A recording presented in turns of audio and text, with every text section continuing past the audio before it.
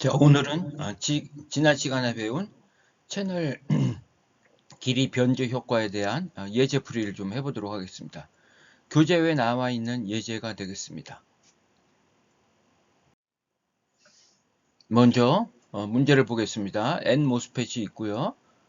채널 변조 효과를 구해보고 실제의 드레인 전류와 이상적인 드레인 전류의 비를 구해볼 것. 자, 이렇게 주어져 있죠. 자, 먼저 파이 FP를 구해보면 0.365V, 그 다음에 VDS set은 VGS-VTH니까 0.6V가 되죠. 그래서 델타 VDS라는 것은 VDS-VDS set, 그래서 1.9V가 됩니다. 그래서 자, 델타 L을 구해보면 이렇게 되죠. 그래서 다 넣고 대입합니다. 이렇게 대입하면 여기는 VDS set, 여기 0.6이죠. 그다음에 델타 VDS는 1.9. 그래서 계산해보면 이렇게 나오고 마이크로로 단위 환산하면 0.181 마이크로메타. 그래서 채널 변조 효과를 구해보라 그랬죠. 채널 변조 효과라는 것은 바로 이겁니다. L-델타 L분의 L을 구하라는 겁니다. 그래서 이 전류의 비를 보면 우리 아이디얼한 경우는 이 전류는 L분의 1에 비례하죠. 그 다음에 지금 채널 변조 효과를 고려한 실제 IDS는 L-델타 L분의 1이 되겠죠. 그래서 L-델타 L분의 L이 되고요. 여기서 L이 1마이크로죠. 그 다음에 델타 L은 0.181을 구했죠. 그래서 0.819분의 1, 그래서 1.22, 즉 채널 변조 효과로 인해서 드레인의 전류의 비를 보면 1.22배, 즉 1.22배 증가했다는 걸 의미하는 거죠.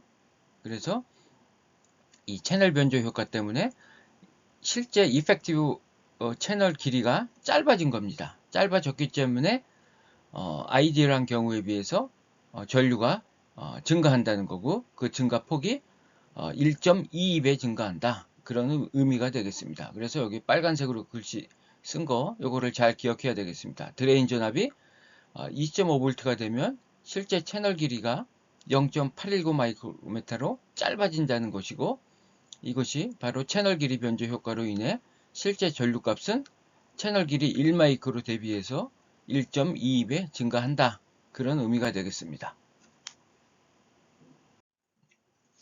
다음 이제 두 번째 문제입니다. N 모스펫이 있고요. 각각의 조건에서 델타 L을 구해봐라. 자, 한번 볼까요? 자, 파이 FP는 0.376V가 되고요. 그 다음에 1번 VGS가 1V, VDS가 2V, 그 다음에 문턱 전압이 0.2V니까 계산하면 0.0949 마이크로메타가 나옵니다. 그래서 뭐 델타 L이 대략 0.095 마이크로메타죠. 그래서 델타 L을 구했고요. 그 다음에 두 번째, 게이트 전압은 그대로 놔두고, 자, VDS 전압을 2배 더 증가시켰습니다. 그래서 4V가 됐습니다. 그러면 어떻게 되겠습니까? 델타 L이 더 커지겠죠? 계산해보면 델타 L이 0.209 마이크로메타가 나옵니다. 그 다음에 3번 문제는 어떻게 돼요? 1번하고 3번 비교를 해보면 드레인 전압은 그대로 놔두고 게이트 전압만 인가했습니다. 게이트 전압만 증가시켰을 때 어떻게 되겠습니까? 채널 델타 L은 짧아질 것으로 예상할 수가 있습니다. 왜냐하면 다시 게이트 전압이 증가하니까 수직 전개가 세지죠. 그래서 인버전 영역이 더 넓어집니다. 그 얘기는 델타 L이 짧아진다는 얘기입니다. 그래서 계산해보면 델타 L이 0.014, 요 1번에 비해서 짧아졌죠. 우리 이 부분을 여러분들 잘 이해를 해야 됩니다. 그 다음에 4번 문제는 어떻게 되죠? 자, 게이트 전압 그대로 놔두고 VDS를 또 증가시켰습니다. 그러니까 3번하고 4번을 비교해 보면 게이트 전압은 그대로 놔두고 VDS를 증가시켰기 때문에 델타 L이 다시 커질 겁니다. 그죠? 그래서 이거보다 커졌죠? 0.128 마이크로메타. 그래서 드레인 전압이 증가하면 채널 변조 효과가 증가하죠. 그래서 델타 L이 커집니다. 그 다음에 게이트 전압이 증가하면 반대로 인버전 영역이 다시 늘어나기 때문에 이 델타 L이 감소합니다. 그래서 채널 변조 효과는 감소한다. 이렇게 이해를 하면 되겠습니다. 다음 문제를 보겠습니다. 9-8. 자, 이러한 조건에서 자, 델타 L이 원래 채널 길이의 10% 이하가 되는 최소 채널 길이를 구해보아라. 자, 한번 구해보겠습니다. 파이 FP는 이렇게 되죠. 그 다음에 델타 L은 이렇게 됩니다. 계산하면 0.144 마이크로미터. 자, 델타 L이 원래 채널 길이의 L의 10% 이하가 되는, 즉, 자, 델타 L하고 L, 요게 B가 요 L의 10% 이하가 되는 0.1보다 작다는 얘기가 되겠죠. 그래서 델타 L이 0.144죠. 여기 0.1보다 작으니까 L은 1.44보다 크다. 그래서 최소값은 Lmin. 그래서 1.44가 되겠죠. 교재에서 요쪽하고 요쪽 부호가 좀 바뀐 것 같습니다. 정정합니다. 이게 맞습니다. 그래서 최소 채널 길이가 되는 거니까 부동호가 이렇게 돼야 됩니다. 그래서 1.44. 이거는 뭐 계산 안 하고도 여기서 직접 알 수가 있죠. 즉 요거에 10배가 된다는 얘기입니다. 채널 길이가. 그래서 요거 10배면 1.44 마이크로가 된다는 얘기죠. 요 개념을 잘 이해를 해야 됩니다. 자, 다음 문제를 보겠습니다. N모스펫이 이렇게 주어져 있습니다.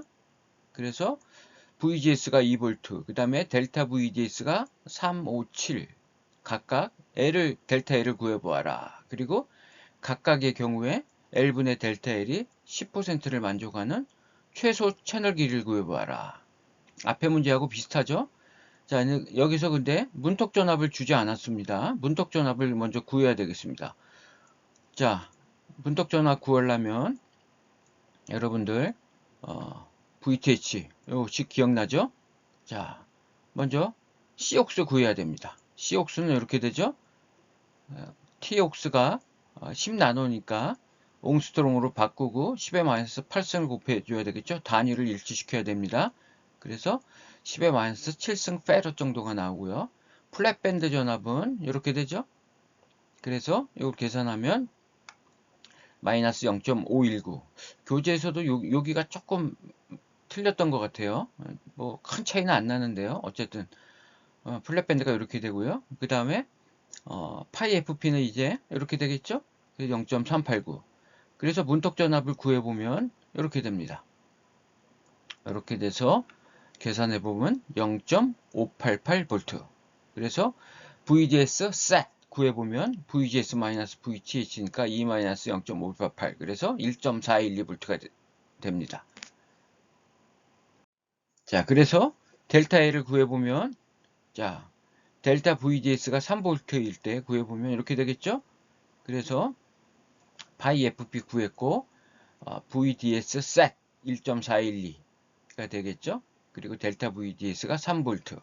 그래서 계산해보면 델타 L은 0.137 마이크로미터가 나옵니다. 그래서 문제에서 L분의 델타 L이 0.1, 10%가 되는 최소 채널 길이를 구하라 그랬으니까 그냥 이거 10배 하면 되겠죠? 1.37 마이크로미터. 두 번째, 5V일 때는 델타 L 구해보면 델타 VDS에다가 5V를 넣으면 되겠죠? 그래서 델타 L이 0.205가 나옵니다. 그래서 이거에 10배 하면 되겠죠? L은 2.05.